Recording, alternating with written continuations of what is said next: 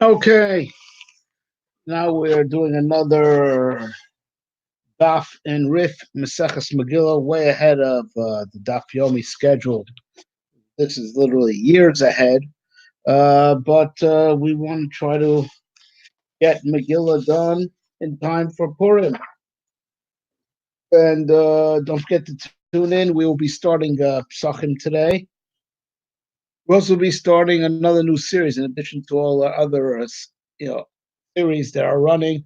Going to start Mesilas Yesharim, but Mesilas Yesharim is the original dialogue version that Ramchal wrote first, but didn't get published. He then summarized it into the version that we have now. But this dialogue version got discovered some 20 some odd years ago. And we're going to be learning through that one, shed light on the regular Mesilas Yesharim. Okay, we are at the bottom of Beis Amud and Rif pages in Megillah. 2a. Roshu Levi Krach Yashvacha Kahu Kaflido Kfar. Regarding the halacha that a walled city from Dez Yeshua ben Nun reads on the 15th of Adar. That's only if when the town was built, it was first walled, and then people settled into it as a walled city, right? But Krachshas Vakahupa, let's say it started off as a town, people settled, and then they built the wall subsequently. Nidol Kfar, it has the same halacha as a village. My time, or what's the reason? Which I learned out of the other case in the Bible, the case in the Chumash that we have the din of Bater Echoma, that it could be redeemed up to 1 year. Ish Kim Kar base Moshe, a man who will sell a house that dwells in a walled city, right? Right, dwells in a walled city. Moshe Shukov, I mean, the dwelling was done, at the time that it was walled. That's when it got inhabited as a walled city, not first inhabited and then walled, but it was Moshav Ir Choma. It was settled as it was a walled city, as it was, not that the walls were built subsequent. Right? Shehukov was that it was initially walled and then settled. Lo Shesh or Savukov, not that it was settled and subsequently walled. Or Rishua ben Levi, and then Rishua ben Levi said another halacha. Krakshe was Mino Kfar, a big city that even if it's walled, that does not have 10 people who are just there to learn Torah and to and to make sure that there is there's minyanim and shul, people that they don't go to work so as to be learning and to make sure there's always a minyan. So if it doesn't have somebody nidol kikfar, it has the same halacha as a village. Back of datu me alma, right? Right now, these batlonim, right? Right? Even if these batlonim were it seems the Rif seems to be saying even if they have to, even if they come from outside of, even though outsiders will come, like there always be, let's say outsiders come to that shul from outside of town, out of towners. That's what I say. Out of towners, it's a big place. It's a central hub. Let's say central hub. It's a central trading place. So you always have 10 guys in shul that came from other places. That doesn't help. You need 10 locals. 10 locals that are always in shul. You need 10 locals. Getting people from out of town. There's always people in shul because there are all these out of towners. That doesn't help. You need local in town asar batlam to have a din of a big city, and so to have a din as a krach. Now, and also a walled city. It was walled under all the criteria that we said before in the days of Yoshua. Now, even though it doesn't have a wall now, the walls fell. It still has halacha of a krach, right? The Tanya, as we learned the Brisa, Rabbi Lazar Omer, Rabbi Lazar says Asher lo choma, that it has a wall. So it's spelled, it has a wall, but lo has, or it's spelled with an alpha. Asher lo choma, even no wall. I'll be so we could read it. It has a wall because that has no wall. How do we reconcile these two ways of reading it? That it had a wall initially under the criteria that we said that it was first walled and then settled, but then subsequently that town was ransacked and the walls fell down, which is the case, by the way, with most places which have, we say, are a wall from days of Yeshua ben Nun. They don't have those original walls from days of Yeshua ben Nun. We just know history tells us that they were walled at the time. In the old city of Yerushalayim, those walls were built by the Turks, the walls of the old city. So it makes no difference even if the walls, if it was initially walled with the correct criteria to become a krach, if it was subsequently ransacked and the walls were broken down, they still read on the 15th. So it says that the that the Megillah should be read mishpachah by every family and every family. Lamali, why say that? Just say by ultras, why by every family and family? Amar Rabbi Yossi Bar Chanina, so Rabbi Yossi, son of Chanina, means family, even the families that are Kohanim, the families that are Levium, they have to find time, they have to leave service that they do in the temple, in the Beis HaMikdash, and hear the Megillah. So it's not even the families of Kohanim and Levium that are busy in the temple. On the Beis HaMikdash, they have to be Mevatlin Baruch Shabbat Lishma Megillah. They have to annul their work, and go hear the Megillah. They can't say, "Well, I'm engaged in a mitzvah, some pakim in a mitzvah." No, they can't. They have to find a way to get away from the avodah and the mikdash and hear Mikra Megillah. We learned that way also in the Brisa. The Kohanim are doing their work. The Levim were on the Dukan, on those benches on which they used to we used to sing. We saw them and Am Yisrael is over there standing in the Beis HaMikdash. Kulam mevatlim maratzah b'ayim l'shma Megillah. They all have to annul the service that they're doing in the Beis HaMikdash and hear Mikra Megillah.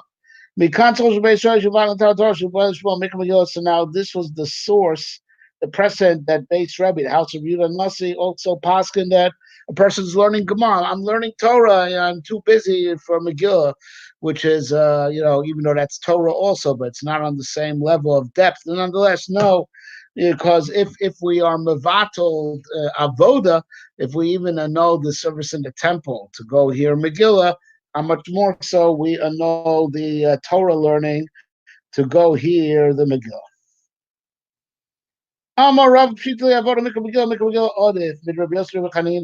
Right, so said Rava, as he sums up. So what's simple to me, and there's no question, is that if you do service in the Beis HaMikdash or hearing Megillah, so the reading of the Megillah takes precedence. That's the din of Rabbi Yossi, Rabbi Chanina of Mishpacha, right? So we learned out. Talmud Torah Mikra Megillah Adif Mitzamchol Beis Rebbe Talmud Torah, right? Mitzamchol Beis Rebbe. Now, and also, like we just learned, if the issue of learning Torah or hearing the Megillah read, at the time when one must read the Megillah, of course. So, of course, reading the Megillah, it takes precedence. And that's where the reliance of Beis Rebbe that they derive from the precedent that we annul the service in the Beis HaMikdash to hear Megillah. So, how much more so we annul Talmud Torah, right? To hear Mikra Megillah. So that's simple. That's not a question. So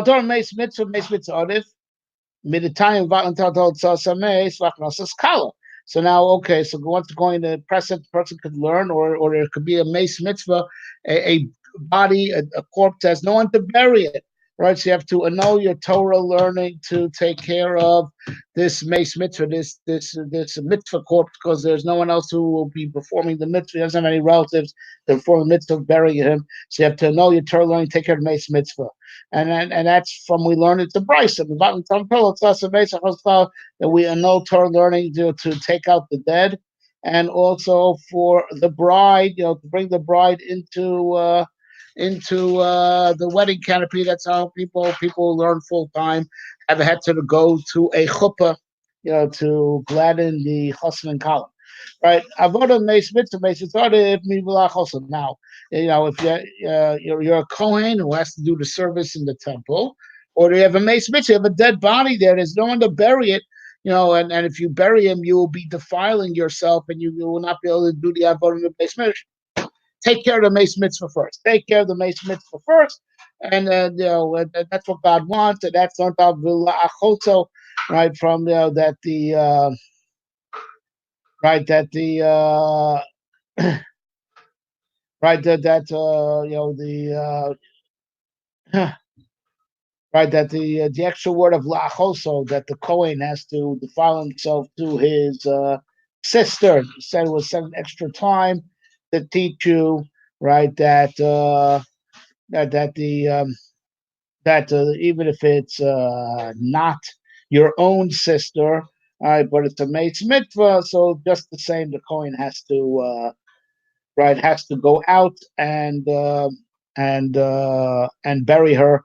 So for the extra word and his sister's extra word, so say not the time if she's not your biological sister, but some a mace that no one else could bury, just the same, a Kohen that's not that corpse's relative must go and bury it. Mason to Megilla, my. But now, so that these are all the priorities. These are all settled law until this point. Right, right. But what about the boy of you could bury a corpse that has no relatives to bury it, or here Megillah. Which one comes first? Megillah. My once Rava raised the query, he resolved it. Mace mitzvah adif. No, mace mitzvah is even better, right? So forget about forget about hearing Megillah now. Forget about it. If you may not be able to hear the Megillah later, take care of this corpse that has no one else to bury it. And why? Because we learned before, great is the honor of God's creations. Like this, we have the honor of this corpse here, right? That it even pushes off a negative commandment in the Torah, right? Right, right,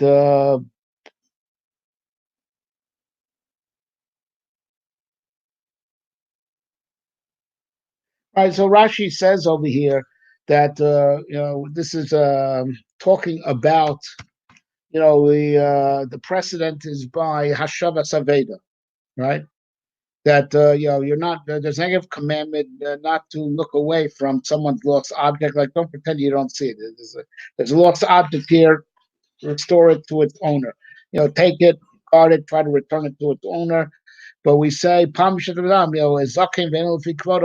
elder, that this is not his honor to go, picking up stuff from the street or running after a runaway animal. So from him, we say, he's allowed to, pamim shatam misalim. He may look away. That's the precedent that because of the honor of the elder, he could, that overrides the prohibition of looking away from a person's lost object. So that's the precedent, says Rashi, and we say that certainly applies over here. The honor of the corpse, should if the honor of God's creation could overcome override, I meant to say, override a negative commandment of Losukali Salem, so it could definitely override a positive commandment of hearing the Megillah. Also, though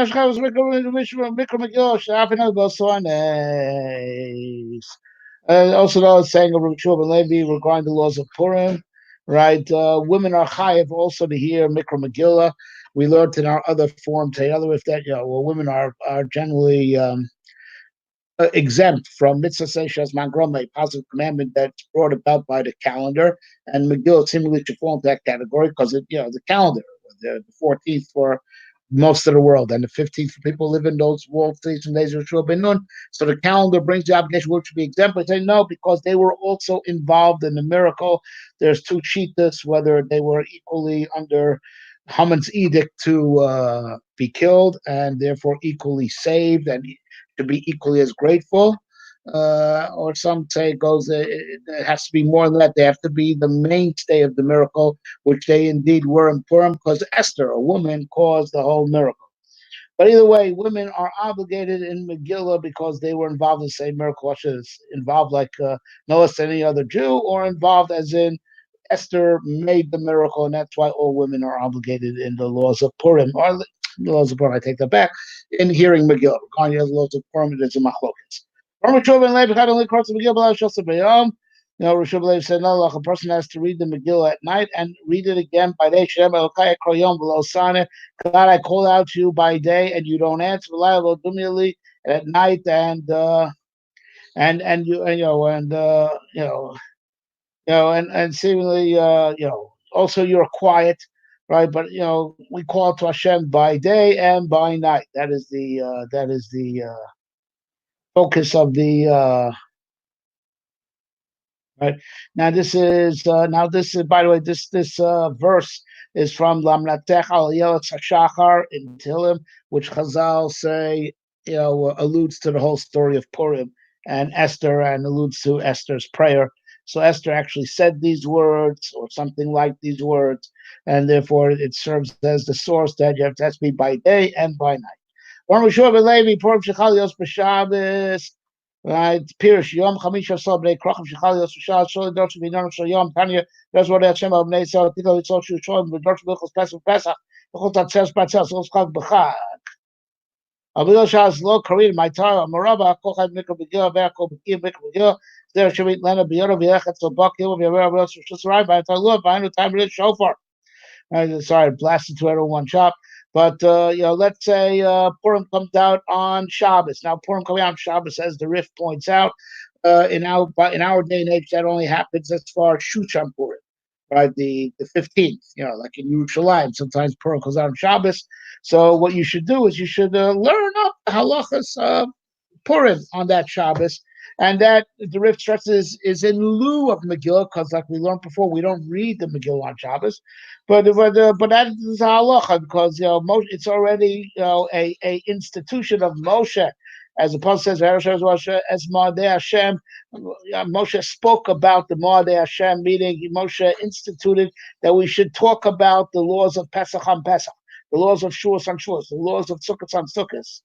Right, but of course, so Purim comes out on Shabbos.